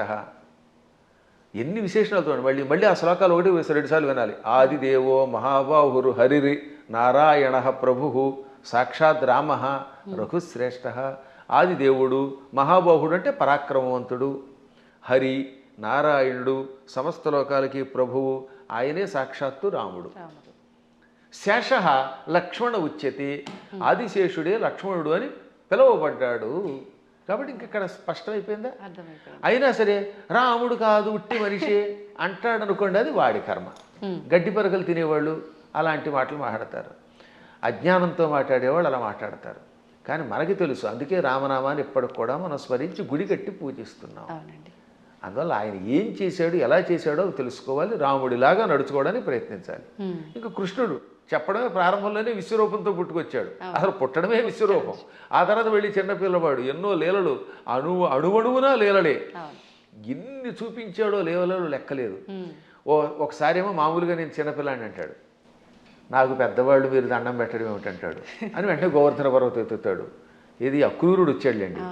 అక్రూరుడు రాగానే, అక్రూరా నేను 8 ఏళ్ల బాలుణ్ణి, నువ్వేమో 40 ఏళ్ల వాడివి, నువ్వు పెద్దవాడివి, నాకు నమస్కారం చేయటం ఏమిటి అనగానే కాసేపు ఆయన భ్రమలో పడ్డాడు. వెంటనే వెళ్ళి యమునా నదిలో తన విశ్వరూపం చూపించాడు. వెంటనే తాను మరిచిపోయి స్తోత్రం చేసి, నేను పెద్దాడిని ఏంటి, నువ్వు పిల్లవాడు ఏమిటి, సమస్త లోకాలకి నువ్వే తండ్రి బాబోయ్ అన్నాడు ఆయన. ఇన్ని లీలలు చూపించిన పరమాత్ముడు. ఇటువంటి వాళ్ళు మనుషులు అంటే ఆ అన్నవాళ్ళ యొక్క విచక్షణ వదిలేయాలి తప్ప ఇంక మనం ఏం అనలేమంతే. గురుగారు, అంటే ఇది అంటే మూర్ఖంగా ఉంటుందేమో ప్రశ్న, కానీ మీరు ఇప్పుడు చెప్పిన దాంట్లోంచి నాకు అనిపించింది, అంటే ఆయన భగవంతుడే మానవుడిగా ఉండి మానవుడిగా నటించి ఆయన చేయాల్సిన కార్యం చెయ్యాలి అని చెప్పి, అంటే ఒక రకంగా ఇక్కడ వాళ్ళ అసలుని దాచేసి ఇంకో రూపంలో వచ్చి కార్యాన్ని నిర్వర్తించాలి అక్కడ. మోసం చేసినట్టేనేమో, అంటే మన మానవుల భాషలో భగవంతుడే మోసం చేశాడు, మరి నేనెందుకు చేయకూడదు, నేను మోసం చేస్తే తప్పంటారు, ఇది అధర్మం అంటారు అనొచ్చు కదండి, దానికి ఏం చెప్తారు? ఇప్పుడు మీరు మోసం చేశారు అనుకుందా, కాసేపు ఎవరిదో బ్యాంక్ అకౌంట్లో హ్యాక్ చేసి డబ్బులు లాగేశారు, అందుకే ఈ మధ్య నా అకౌంట్లో ఎవరికి ఇవ్వట్లేదులేండి. ఇప్పుడు ఇచ్చిన డబ్బుని మళ్ళీ మీరు రెట్టింపు ఇవ్వగలరా? కానీ శ్రీకృష్ణ పరమాత్ముడు కాసేపు మానవుడిలా నటించి కాసేపు మాయ చేశాడు, ఆ తర్వాత వాళ్ళని తీసుకెళ్ళి రక్షించాడు లేదా? వాళ్ళ గురువు గారిని కాసేపు నేను సామాన్య బాలుడిని అన్నట్టుగా నటింపజేసి కాసేపు మాయబుచ్చాడు, వాళ్ళ అబ్బాయిని బతికించిచ్చాడు లేదా? అలాగే గోపాలకులంతా ఉన్నారు అక్కడ, వాళ్ళందరి దగ్గర కాసేపు చిన్నపిల్లాడిలాగా మాయబుచ్చాడు. కానీ కష్టం రాగానే ఇంద్రయాగం ఆపేసిన వెంటనే ఇంద్రుడు వర్షం కురిపించాడు హోరాత్రులు, అవునా? ఆ సమయంలో గోవర్ధన పర్వతాన్ని కుడి చేత్తో పైకెత్తి వాళ్ళని రక్షించాడు లేదా? చిటికిన వేలుతో ఎత్తలేదు, చిటికిన వేలు ఇంకేదో బొటన వేలు వాడి మొహం ఇలాంటివన్నీ ఎవడికి తోచింది వాడు చెప్తాడు. కరేణైకేన అన్నారు, అంటే ఒక చేత్తో, అది కూడా దక్షిణ హస్తేన 2 సార్లు వ్యాసుడు రాశాడు. తెలుగులో కూడా గోవర్ధన గిరి ఎత్తెన్ చక్క నొక్క కేలన్ లేలన్ అని పోతన గారు అనువాదం చేశాడు. మళ్ళీ అది ఏ చెయ్యో మనకి తెలియదు కదా, అందుకని తర్వాత పద్యంలో వలకేలదాల్చి అంటే కుడి చేత్తో ఎత్తి విపుల ఛత్రంబుగా బట్టి అన్నాడు, చేత్తో ఎత్తాడు ఆయన. పర్వతాన్ని 7 రోజులు ఎవరెత్తగలరు? అప్పుడు వాళ్ళకి అర్థమైందా లేదా? కాబట్టి పరమాత్ముడు ఎప్పుడు నేను పరమాత్ముడిని భూలోకంలో ఉన్నప్పుడు చూపిస్తే తన లీలలో, అప్పుడు అవతల వాళ్ళు ఈయంతో సన్నిహితంగా మెలగలేరు. ఇప్పుడు మీ పై ఆఫీసర్ ఎప్పుడు స్ట్రిక్ట్గా నేను ఆఫీసర్ని కూర్చుంటే మీరు ఏం ఉద్యోగం చేస్తారు? ఈ దిక్కుమాలాడు శాడిస్ట్ దొరికాడు అంటారా లేదా? అంటారండి. ఏడిపించేస్తే మీకు స్వేచ్ఛ ఇవ్వాలి. అందువల్ల ఆఫీసర్, బహుశా మీదైనా ఆఫీస్ అనుకుంటున్నాను, నాకు తెలియదు అది. ఒకవేళ ఇతరుల దగ్గర ఉద్యోగం చేస్తే ఆ ఉద్యోగం చేసినంతసేపు అవతల వాడు ప్రేమగా చూడాలి. ఇప్పుడు నా దగ్గర చాలామంది పనిచేస్తున్నారు, అర్చకులు పనిచేస్తున్నారు. నాతో పాటు మీరు చూశారు కదా, నాతో పాటు ఓ సహాయకుడు వస్తాడు రాజు. మా అర్చకులు సాయి మనోజ్ కానీ లేకపోతే పవన్ శర్మ కానీ, వీళ్ళు నన్ను ప్రేమగా తండ్రిలా భావించి కూడా ఉంటున్నారు కాబట్టి ఇంత హాయిగా ఉంటున్నారు. వాళ్ళు ఎందుకు ఖర్చు పెట్టారు, ఎలా చేశారు నేను అడగను, అప్పుడు వాళ్ళు ఇంకా నిజాయితీగా ఉంటారు. అవునండి.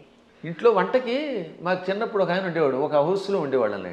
ఆయన కోటీశ్వరుడు, బంగారపు అధిపతి. వంట ఆవిడకి వేరుశనగ గుళ్ళు ఇచ్చి ఎన్ని గుళ్ళు ఖర్చు పెట్టేవారు వాడు. ఆయన ఎన్ని గ్రాములు కాదు, 100 గింజలు ఇచ్చి ఈ పూటకి 10 గింజలు, రేపు మళ్ళీ పోపులో 10 గింజలు, 10 మినప గింజలు, 10 శనగ గింజలు ఉన్నారు. అయ్యో మీ అదృష్టం వల్ల మీకు మంచి వాళ్ళు దొరుకుతున్నారమ్మా, నా బొట్టి వాళ్ళు మహానుభావులు దొరుకుతారు కాబట్టి మీకు తెలియట్లేదు. కానీ బయట ఇలాంటి పిసినగొట్లే ఎక్కువ మంది ఉన్నారు. కాబట్టి ఎందుకు చెప్తానంటే ఈ లెక్కలన్నీ అడిగితే ఆ వంట ఆవిడ ఇంట్లో పని చేయగలదా? అస్సలు చేయలేదు. ఆఫీసర్ల దగ్గర మనం ఉద్యోగం చేయగలమా? అందువల్ల ఏమవుతానమాట, వాళ్ళు బిగుసుకుపోయి స్ట్రిక్ట్గా ఉండి అనుక్షణం ఏడిపిస్తే మనం చేయలేము. అందుకని పరమాత్మ స్నేహితుడిగా, కొడుకుగా, కొన్ని చోట్ల తండ్రిగా, కొన్ని చోట్ల మిత్రుడిగా, కొంతమందికి భర్తగా, మరికొంతమందికి ఇంకో రకంగా, ఇన్ని రకాలుగా నటించి వాళ్ళల్లో ఒకడై సామాన్యుడిలో ఉన్నాడు. అది ప్రేమగా వాళ్ళతో నటించడం తప్ప మోసం చేయటం కాదు. అలా వాళ్ళతో ప్రేమగా ఉండి వాళ్ళ చేత సేవ చేయించుకుంటూ లేక తాను సేవ చేస్తూ కష్టాలు వచ్చినప్పుడు కష్టాలు తొలగించి కొందరికి మోక్షం ఇచ్చి కొందరికి సంపదించి కాపాడాడు. ఇప్పుడు కుచేలుడు ఉన్నాడు, కుచేలుడికి అడగకుండానే ఇక్కడ నుంచే ఇళ్ళు పంపాడు. స్థలం కొనలేదు, రిజిస్ట్రేషన్ లేదు, మున్సిపాలిటీ వాళ్ళకి ప్లాన్ అప్రూవల్కి పంపడం లేదు.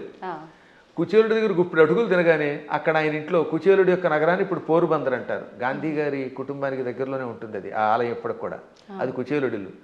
7 అంతస్తుల బిల్డింగ్ ఇచ్చేశాడు. అలా ఇవ్వగలిగితే అప్పుడు మనం చెయ్యాలి. అందువల్ల మనం మోసం చెయ్యడం ఎలాగా అనేది కథల్లో నేర్చుకుంటున్నాం, కానీ ప్రేమ చూపించడం, మహిమలు చూపించడం నేర్చుకోవట్లేదు. కాబట్టి శ్రీకృష్ణ పరమాత్ముడు చేసినట్టుగా మనం ఎక్కడ చేయగలుగుతాం? 16,000 మంది రాజకన్యకల్ని నరకాసురుడు జైల్లో పెట్టి హింసించి మానభంగం చేసి ఏడిపించాడు. పాపం దిక్కు లేకుండా అయిపోయారు. ఆ నరకాసురుడిని చంపాడు. చంపగానే ఆ చెరసాల్లో ఉన్న వాళ్ళంతా బయటకు వచ్చారు. ఇంటికి వెడితే మమ్మల్ని ఆదరించేవాళ్ళు లేరు. కొంతమందిని భర్తల్ని చంపి పట్టుకొచ్చాడు, తల్లిదండ్రులను చంపి కొంతమందిని పట్టుకొచ్చాడు. ఇలా రకరకాలుగా తీసుకొచ్చాడు, అత్యాచారం చేశాడు. ఇప్పుడు ఇంటికి వెడితే ఎవరు ఆదరిస్తారు? భర్తలా రానివ్వరు, తల్లిదండ్రులు ఉన్నారో లేదో తెలియదు, మాకు గౌరవం ఉండదు సంఘంలో. అందుకని మమ్మల్ని రక్షించమని మనస్సులో కోరుకుంటే ఈ 16,000 మందిని ఒకేసారి 16,000 మంటపాలు కట్టించి, 16,000 పెళ్లి మంటపాలు, వేదికలు కట్టించి 16,000 మంది మెడలో ఒకేసారి 16,000 రూపములతో మంగళసూత్రం కట్టి పెళ్లి చేసుకున్నాడు. ఇలా చేయమని అడుగుతున్నా. నువ్వు కృష్ణుడిలాగా 16,000 మందిని పెళ్లి చేసుకుంటానంటే 16,000 మందికి ఒకేసారి తాళి కట్టగలవా? ఇన్ని మండపాలు ఒకేసారి ఏర్పాటు చేయగలవా? అందరి ఇళ్లలో ఉండగలవా? వాళ్ళందరినీ ఇలా గౌరవంతో కాపాడగలవా? చేయలేవు నీ మొహం. అందువల్ల కృష్ణుడితో పోల్చుకోవాలంటే నీ లెవెల్ అలా ఉండాలి. ఇంకొక విషయం చెప్పాలి ఇక్కడ. ఒక రోజున నారదుడు అంతటి వాడికి అనుమానం వచ్చింది. ఎందులో? భాగవతంలోనే. మళ్ళీ ఇంకో పురాణం కాదు, భాగవతంలోనే ఒక రోజున నారదునికి కృష్ణుడి మీద అనుమానం వచ్చింది. ఏది ఇంత నిత్యం నారాయణ అని ఆయనకు కూడా మాయ. ఇదే మాయ అంటే. ఇప్పుడు మీరు నా ఎదురుగుండా కూర్చున్నా మీరు అప్పుడప్పుడు నన్ను కూడా సామాన్యుడని ఎలా మాయలో పడిపోతూ ఉంటారో అలాగా కృష్ణ పరమాత్ముడి నామస్మరణం చేసే నారదుడు కూడా కృష్ణుడిని సామాన్యుడు కదా, ఇంతమంది భార్యలతో ఎలా వేగుతున్నాడు, 16,108 మందితో ఎలా వేగుతున్నాడు పరిశీలించాలనిపించింది. ఇది మాయ అంటారు దీన్ని. అందుకని వెంటనే ముందు ఏం చేశాడు? రుక్మిణీ మాత ఇంటికి వెళ్ళాడు. రుక్మిణీదేవి ఇంట్లో ఇద్దరు రుక్మిణీదేవి గదిలో ఒక మంచం మీద కూర్చొని సరదాగా పాచికలు ఆడుకుంటున్నారు, జోదం ఆడుకుంటున్నారు. రావోయ్ నారద అన్నాడు ఆయన. ఓ నమస్కారం చేసి, ఇప్పుడు రుక్మిణి దగ్గర ఉన్నాడు కదా, ఇక్కడ నుంచి రెండో భార్య జాంబవతి దగ్గరికి వెడదాం. రెండో ఆవిడ జాంబవతి, 3 సత్యభామ. ఎందుకని? శమంతకమణిని తీసుకురావడానికి వెళ్ళింది ముందు జాంబవతి దగ్గరికి. జాంబవతిని పెళ్లి చేసుకుని వచ్చాక ఆ తర్వాత సత్రాజిత్తుకి మణిస్తే 3వ భార్య సత్యభామ అయ్యింది. ఇప్పుడు ఏం చేశాడు? రెండో భార్య దగ్గరికి వెళ్ళాడు. అక్కడ కృష్ణుడు కనపడలేదు, జాంబవతి కనపడింది. అమ్మా జాంబవతి, ఈ కృష్ణుడు ఉన్నాడే ఆ రుక్మిణి దగ్గర అనేదో చెప్పబోతూ ఉంటే, ఏమిటి మహర్షి చెబుతున్నారు మావిడికి అని ఆవిడ పక్క నుంచి వచ్చేసాడు ఈయన.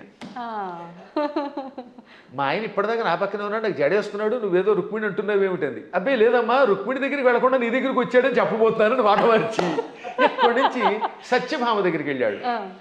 అమ్మా సత్యభామ, నీకెన్ని కష్టాలు వచ్చాయి అనబోతూ ఉండగా, సత్యభామ ఏం కష్టాలు వచ్చాయి? మా ఆయన నాకు వంట చేసి పెడుతున్నాడండి. ఆ లోపల వంట చేసి పెడుతున్నాడు. ఇలా ఈయన రుక్మిణి, జాంబవతి, సత్యభామ, కాళింది, నాగ్నజితి, లక్షణ, సుదంత, భద్ర, ఈ 8 మంది పట్టమహిషులు, ఇంకా మిగిలిన 16,100 మంది. ఈ 8తో కలిసి 16,108. అందరి పేర్లు చెప్తాను, ఓ ఏడాది పడుతుంది మరి మీకు రాసుకోగలనండి వరసగా. వాళ్ళందరి పేర్లు నాకు తెలుసు, కంఠస్థం కూడా చేశాను. ఎవరికైనా ఓపిక ఉంటే ఓ ఎపిసోడ్ అంతా వాళ్ళ పేర్లు అలా చెప్పుకుంటూ వెళ్ళిపోతాను. ఒక్కొక్కళ్ళ పేర్లు 2 సుకేసిని, కేసిని, మంజస, సమంజస, పుంజస, ఇలా రకరకాల పేర్లు కొన్ని రిపీట్ అవుతూ ఉంటే కొద్ది తేడా ఉంటాయి. ఇంతమంది ఇళ్లల్లోనూ ఈ నారదుడు వెళ్ళడం, ఒక ఇంట్లో పాలు పితుకుతూ, ఓ చోట పాయసం చేస్తూ, ఓ చోట కాళ్ళు ఒత్తుతూ, ఓ చోట ఏమో ఇంకోటి చేస్తూ, ఓ చోట ఏమో ఇల్లు తుడుస్తూ, ఓ చోట సరదాగా ఆవిడతో పాచికలు ఆడుతూ, ఓ చోట ఏమో ఇంకో బంతి ఆడుతూ, అన్ని చోట్ల కనబడ్డాడు. పిచ్చెక్కిపోయింది నారదునికి. అంతే కదా మరి. ఇది భాగవతంలో నారదుడు కృష్ణుని పరీక్షించుట అనే ఘట్టంతో రాశారు భాగవతంలో. అప్పుడు ఆయనకి జ్ఞానోదయమై, నేను నిరంతర హరినామస్మరణం చేసిన వాడిని, నారాయణుడు సర్వాంతర్యామని తెలుసు. అసలు విష్ణు అనే శబ్దం మనకు అర్థం ఏంటి?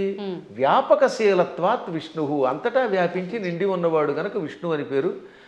ఆయన భక్తుణ్ణి ఆయన ఎక్కడున్నాడు, అక్కడున్నాడా లేదా అని పరిశీలించడం ఏమిటి అని అజ్ఞానంలో పడ్డానని గ్రహించి వెంటనే కాళ్ళ మీద పడి స్తోత్రం చేస్తాడు. అంటే నారదునికే మాయ కలిగితే ఇక మనకి రావడంలో ఆశ్చర్యం ఉంది. కాబట్టి అన్ని చోట్ల ఉంటాడు ఆయన. ఆయన స్థాయిని మనతో పోల్చుకుని ఆయన ఎలా ప్రవర్తిద్దామంటే, పులిని చూసి నక్క వాతలు ఎట్టుకుంటే వాతలు మిగులుతాయి, ఉన్న చర్మం పోతుంది, కానీ పులి మచ్చలు రావు. గురుగారు, ఇప్పుడు మీరు చెప్పిన దాన్ని బట్టి కృష్ణుడు ఆయన భార్యలతో ఉన్నది ఒక ఉదాహరణగా మాకు అర్థమవడం కోసం చెప్పినా అది వినటానికి అయితే చాలా బాగుంది. ప్రస్తుత రోజుల్లో నిజంగా భార్యాభర్తల బంధం అలా లేదని చెప్పాలి. అంటే అందరూ అని కాదు, కొంతమంది ఒక మిత్రుల్లా ఉండాలి అంటే సమయానికి తగ్గట్టుగా ఇద్దరు భార్యాభర్తలు అన్యోన్యంగా అలా ఉండాలి, కానీ అలా ఉండట్లేదు. ఎందుకని అంటారు? ఇప్పుడున్న కారణం ఏంటి చెప్పమంటారమ్మా? అసలు సగం సినిమాలే పాడి చేస్తున్నాయి కొంత, ఇప్పుడు సినిమాలు. మరికొంత మనుష్యులలో ఆర్థిక స్వాతంత్రం వచ్చేసింది. పిల్లల్ని చిన్నప్పటి నుంచి గారంగా పెంచడం తల్లిదండ్రులు చేస్తారు, సందేహం లేకుండా పెంచాలి. కానీ అదే సమయంలో భార్యాభర్తల బంధం ఒకరితో ఒకరు ఎంత జాగ్రత్తగా ఉండాలి, క్షణికోద్రేకాలతో కోపాలు తెచ్చుకొని తిట్టుకోకూడదు అనేది చిన్నప్పటి నుంచి చెప్పట్లేదు కదా. ఇప్పుడు పూర్వం రుక్మిణీ కృష్ణుల కథ, సీతారాముల కథలు చిన్నప్పటి నుంచి నూరిపోసి ఏదన్నా చిన్న చితక గొడవలు వస్తాయి. భార్యాభర్తలకు తగాదాలు లేకుండా ఎలా ఉంటాయి? సతీదేవి కూడా శివుడి మాట వినకుండా వెళ్ళిపోయిందా లేదా?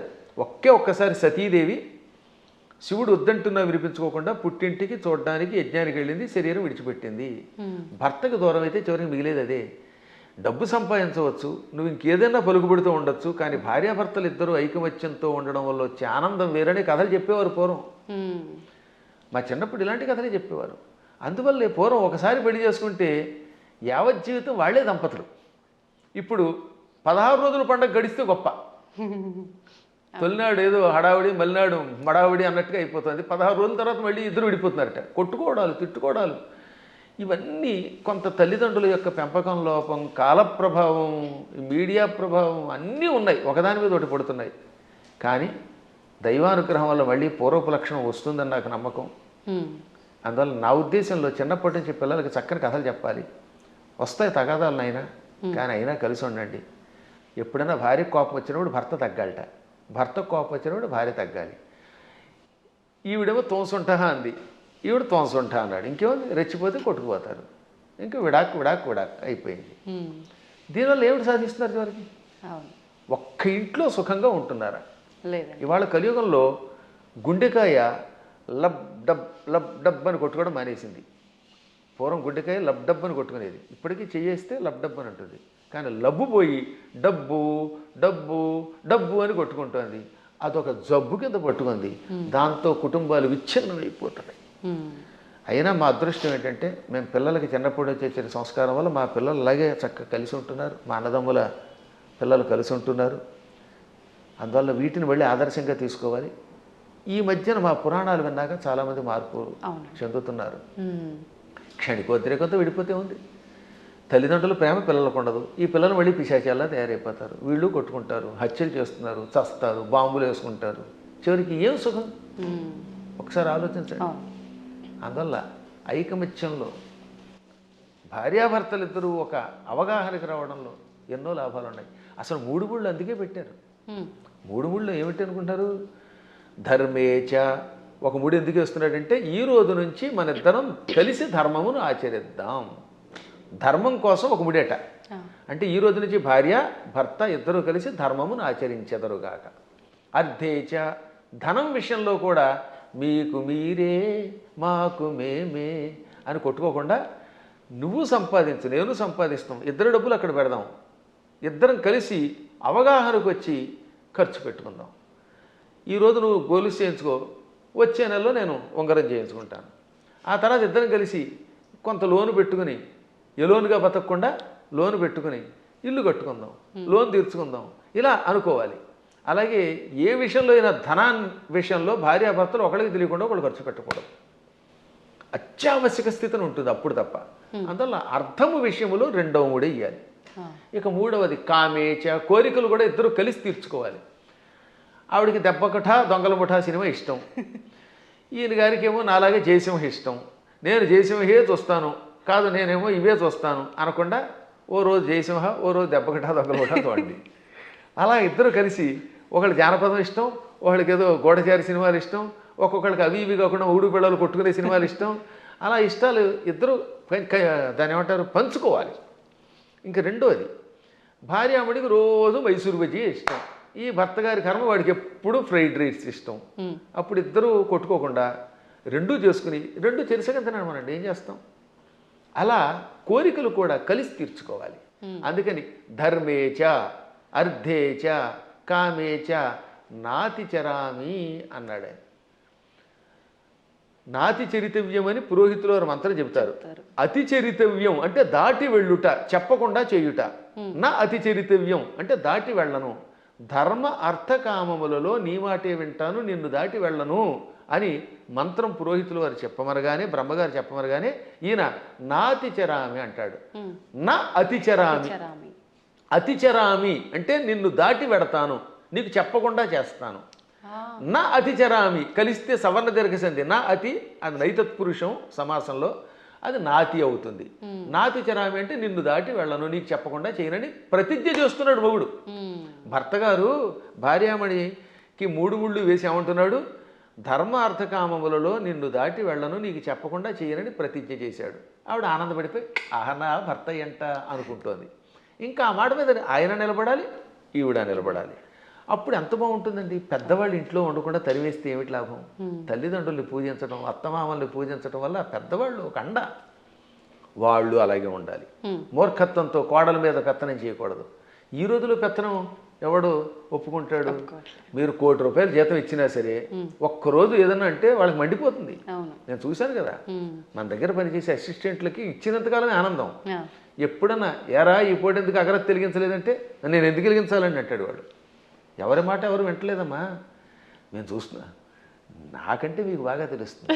ఎందుకంటే మేము కొంచెం పురాణం రంగంలో ఉంటాం. మా దగ్గరకు వచ్చిన వాడు ఎక్కడికి పోడు. కానీ మీరు చూస్తారు ఛానల్స్ ఉన్నాయి అనుకుందాం.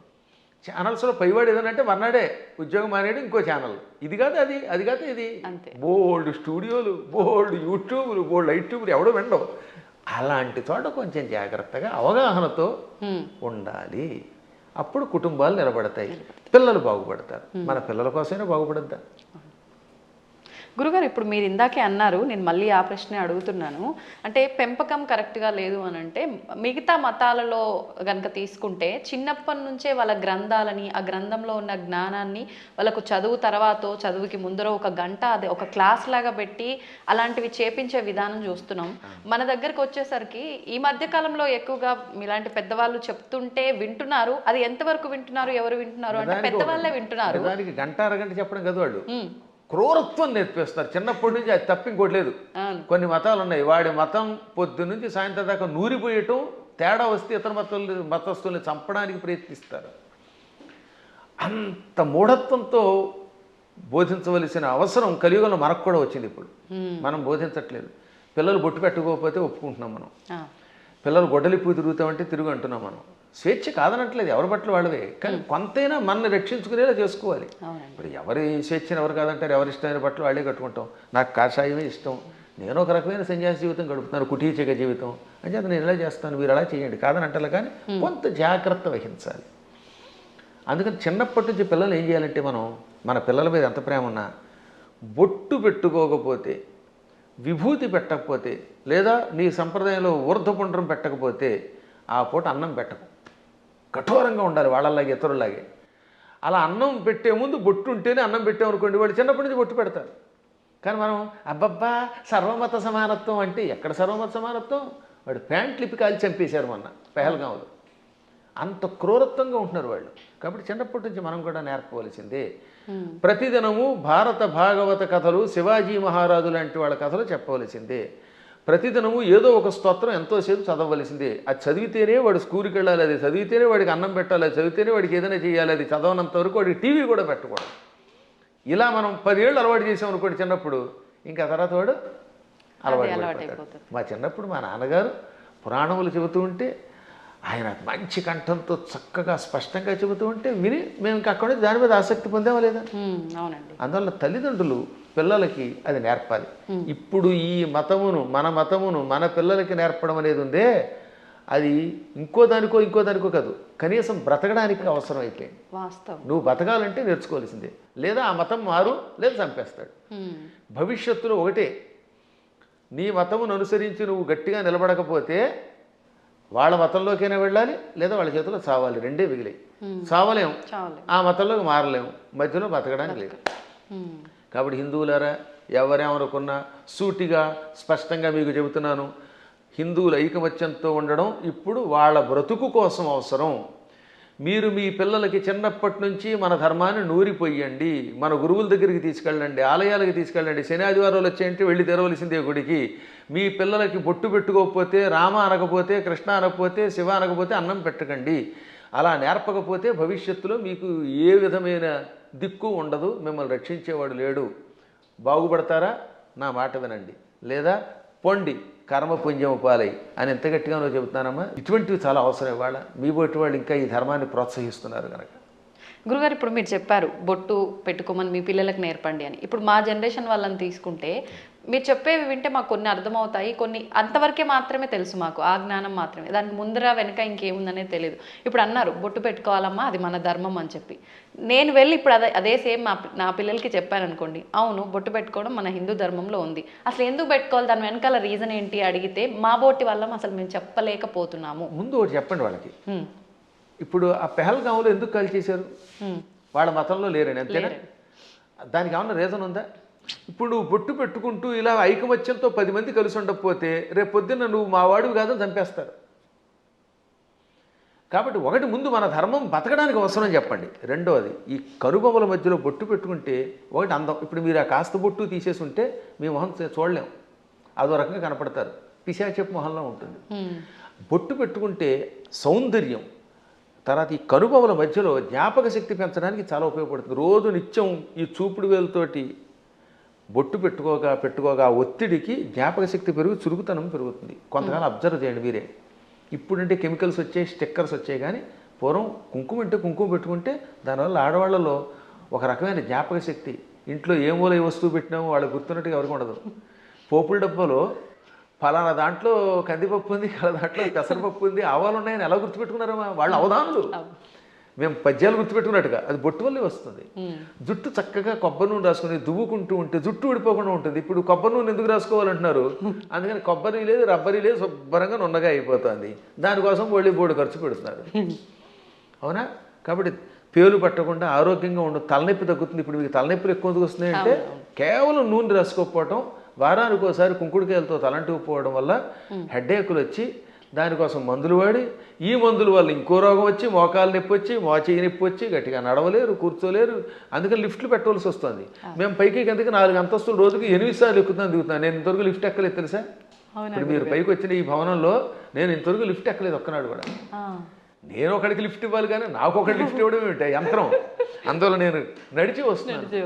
అది కారణం ఏంటంటే తలంటుకోవటం, కొబ్బరి నూనె రాసుకోవటం, ఒంటికి అప్పుడప్పుడు తైలమర్దనం చేసుకుని శుభ్రంగా అభ్యంగన స్నానం చేయటం, బొట్టు పెట్టుకోవడం, ఈ సంప్రదాయాలు ఆరోగ్యాన్ని ఇస్తాయి. మన సంప్రదాయాలన్నీ ఆరోగ్య సూత్రాలే.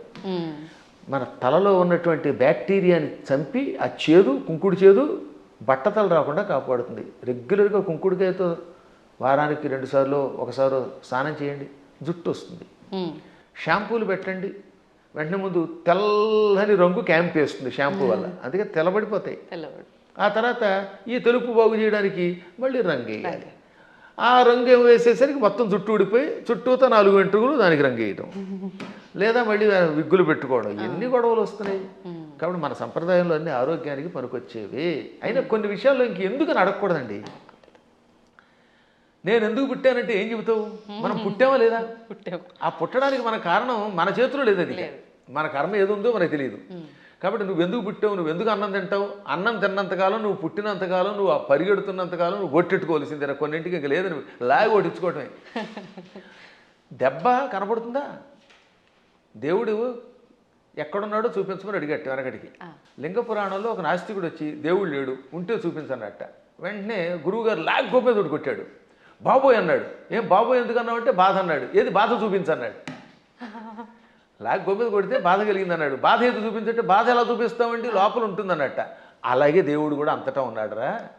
ఈ బాధలో, ఆనందంలో, వెలుతురులో, జలంలో ఉన్నది ఆ చైతన్యమే. అది లేకుండా పుట్టావు, లేకపోతే ఎముకల పోగు. ఆ ఎముకల పోగు మీద మళ్ళీ రకరకాల నరాలు, ఆ నరాలను అంటి పెట్టుకుని చీము, నెత్తురు, మాంసం, కండరాలు, మోకాళ్ళల్లో గుజ్జు, చేతుల్లో గుజ్జు, కళ్ళల్లో, గుడ్లల్లో చూపు, ఇవన్నీ పెట్టి పైన చర్మం పెట్టి ఓ సౌందర్యం ఇచ్చాడు ఈ శరీరానికి. ఒక్కసారి ఆశ్చర్యంగా ఉంటుంది మనకి.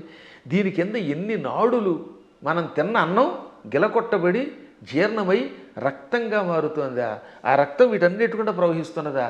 అసలు ఎంత అద్భుతమైన యంత్రం. ఈ యంత్రాన్ని ఇంకెవడన్నా రీప్లేస్ చేయగలడా? మోకాళ్ళ చెప్పులు మారిస్తే ఒరిజినాలిటీ ఎక్కడ ఉంటుంది? వంగలేవు, కూర్చోలేవు నువ్వు. ఈ ముక్కు మారిస్తే దీంట్లో ఉన్న ఉండవు. ఇటువంటి శరీరం ఒక్కసారి స్తంభించిపోతే ఎందుకు పనికి రాకుండా అయిపోతే అది ఎందుకు పనికి రాకుండా కుళ్ళిపోతుంది. మళ్ళీ దీన్ని కుళ్ళిపోయి పాడైపోవడానికి వీలుగా లోపల బ్యాక్టీరియా పెట్టాడు. పురుగులు వచ్చి తగలబెట్టకపోతే, కాల్చకపోతే, ఈ శరీరం కొంతకాలం అలా మూలండిపోతే లోపల కొత్త పురుగులు పుట్టి దీన్ని తినేసి మళ్ళీ అవి నాశనం అయిపోతాయి. శుద్ధి చేసి వెళ్ళిపోతున్నది. అటువంటి ఈ అస్థిపంజరాన్ని దీని మీద ఇన్ని రకాలైన విశేషాలని పెట్టి సృష్టి కొంతకాలం నడిపిస్తూ మళ్ళీ వీడు వెళ్ళిపోయాక ఎక్కడికి వెళ్ళాడో తెలియకుండా చేసే అపూర్వమైన ఆ అద్భుత దివ్యశక్తే పరమాత్మ అంటే. కాబట్టి వాడు అంతటా ఉన్నాడు. పిల్లలకి పిడివాదం కాకుండా చిన్నప్పటి నుంచి కనుక నేర్పితే 8 ఏళ్ళు వచ్చాక మనం నేర్పలేము. బై బర్త్ చిన్నప్పటి నుంచి బొట్టు కట్టు వాడికి స్తోత్రాలు నేర్పాలి. ఇప్పుడు నేను ఉదాహరణ చూస్తాను. మా మనవడు ఉన్నాడు, మా మనవరాలు ఉండేది. వాళ్ళు రామ అనకుండా అన్నం తినరు. వాళ్ళ అమ్మ నాన్న అలా పెంచుతున్నారు. శివాజీ మహారాజుకి జై అంటాడు మా మనవడు వచ్చి కత్తి తీసి. ఆ శివాజీ కథలు నేర్పారు. ఆ రకంగా చిన్నప్పటి నుంచి నేర్పితే ఖచ్చితంగా ఈ మార్గంలో వస్తారు. నేర్పినారని దరిద్రులు కొంతమంది ఉంటారు, కొంతమంది క్రూరులు. ఆ కమ్యూనిస్టులు మనమేం బాగు చేయలేము. వాళ్ళు నికృష్టులు, వాళ్ళ పక్కన వదిలేద్దాం, అది వాళ్ళ కర్మ. కానీ ముందు మన ప్రయత్నం మనం చేయాలి. గురుగారు, ఇప్పుడు మీరు ఇందాక అన్నట్టుగా పిసినారి కానివ్వండి, ఇలాంటి మూర్ఖులు నాస్తికులు కానివ్వండి, ఇదంతా అంటే వాళ్ళ కర్మను బట్టే వచ్చారు అనుకోవచ్చా? మరి లేదు అంటే ఇప్పుడు మీరు చెప్పినట్టుగా పెంపక లోపము అలా కూడా అనుకోవచ్చా? దీనిలో చాలా పని చేస్తాయి. పెంపకంలో కొంత లోపం, వాళ్ళ పూర్వకర్మలు కొన్ని, చుట్టుపక్కల వాతావరణం కొన్ని, పరిస్థితులు కొన్ని, ఇవన్నీ కర్మల యొక్క ఫలితాలు. అందుకే కొంతవరకు మనం మన ప్రభావంతో మార్చొచ్చండి. చెప్ప కొంత మారుతారు, అంతా మారదు. కానీ అలాగే కొన్ని చూడగా ఎప్పటికో కొంతమంది మారుతారు. కొన్ని పుట్టుకతో వచ్చే దరిద్ర లక్షణాలు ఉంటే అవి చచ్చేదాకా మారవు. అందుకే వాటిని ఏమంటారు? నైసర్గికములు అంటారు. నిసర్గ అంటే బై బర్త్ వచ్చేదాన్ని. పూర్వం మీరు ఎప్పుడన్నా సోషల్ స్టడీస్ చదివితే భారతదేశానికి నైసర్గికంగా హద్దులే ఉన్నాయి అంటే ఏంటి? సహజంగా ఏర్పడినవి అని అర్థం. కాబట్టి నిసర్గ అంటే పుట్టుకతో వచ్చే సహజ లక్షణము. అటువంటి లక్షణాలకి అన్నీ పోవుగానే కొంతవరకు మార్చచ్చు. నాస్తికులు కూడా చివరిలో మారినవాళ్ళు లేరు. కొంతమంది పేరు కమ్యూనిస్టులు, మా ఆవిడ రమ్మందండి అని మళ్ళీ ఏడుకొండల దగ్గరికి వెళ్ళడం. అందువల్ల వాళ్ళ ఆవిడ రమ్మడం కదా, వీడికి లోపల ఎంతో కొంత భయం ఉంటుంది. దొంగ కనపడ్డావు, అది సంఘంలో ఒకసారి అందులోకి వెళ్ళాక ఆ ముద్ర ఎంచుకుని దానికోసం అలా ఏడుస్తారు. కానీ లోపల వాళ్ళకి పీకుతుందమ్మా. ఇంతెందుకు, నేను ఎరిగి నాతో క్లాస్మేట్ ఉండేవాడు, పక్కా కమ్యూనిస్ట్ అనేవాడు. ఓ రోజు గుండు కొట్టించుకొచ్చాడు. ఏమిటంటే తిరుపతి వెళ్ళాట. ఎందుకంటే ప్రపంచ నాస్తిక సభలు దిగ్విజయం అయితే గుండు కొట్టించుకుంటానన్నట్టు. అది వ్యవహారం. కాబట్టి ఇలాంటి వాళ్ళు కూడా ఉంటారు. అది పూర్వం ఒక సామెత ఉండేది, round at stage, flat at home అని. అంటే భూమి గుండ్రంగా ఉందనేమో వేదిక వచ్చి చెప్తాట, ఇంట్లోకి వచ్చాక లేదు బల్లపరుపుగా ఉందంటాట. అంటే ఇంట్లో ఒకటి బయట ఒకటి అనమాట. బయట 4 తోటేమో round at stage, flat at home అని మా చిన్నప్పుడు సామెత ఉండేది. ఇది వేదికల మీద పూర్వం ఇంగ్లీష్లో మాట్లాడేవారు కదా, వాళ్ళు ఇలా మాట్లాడేవారు అనమాట. అప్పట్లో ఇంగ్లీష్ వాళ్ళ టైంలో అంతా ఇంగ్లీషే ఉపన్యాసం. ఆ ఉపన్యాసాల్లో చిలకవర్తి లక్ష్మీ నరసింహం గారి దగ్గరికి ఒక ఆయన వచ్చాడు. ఆయన పేరు బిపిన్ చంద్రపాల్. బిపిన్ చంద్రపాల్ ఉపన్యాసంలో మాట ఇప్పుడే చెప్పింది. ఆయన ఇంగ్లీష్లో అనర్గళంగా మాట్లాడుతూ, హిందువులు అలా చేస్తున్నారు, బయటకు వచ్చినప్పుడు ఒక రకంగా, ఇంట్లో ఉన్నప్పుడు ఒక రకంగా ఏడుస్తారు, అలా ఉండకండి, ఇంట్లోనూ బయట హిందువుల్లో ఉండండి అని చెప్పడానికి ఆయన మంచి మాట చెప్పాడు ఆయన. కాబట్టి మనం ఏది నమ్మేమో అది చెయ్యాలి చివరిదాకా. అజ్ఞానంతో కూడినవి చేయకుండా ఉండాలి. సరే, ఏది ఏమైనప్పటికీ ముందు పిల్లల్ని మన మార్గంలో మనం పెంచుతామమ్మా. విన్నారా బాగుపడతారు, వినకపోతే మనం ఏం చేయగలుగుతాం? గుర్రాన్ని తీసుకెళ్ళగలం, మంచినీళ్ళు తాగించలేం కదా. అందువల్ల అలా చేయడానికి ప్రయత్నిద్దాం. మళ్ళీ భగవంతుడు అనుగ్రహించినప్పుడు ఇంకోసారి కలుసుకుందాం. గురుగారు, ఒక చిన్న సందేహం. క్రిందటిసారి మనం చేసిన వీడియోలో విశుక్ర ప్రాణహరణ వారాహి వీర్యనందిత అని చెప్పి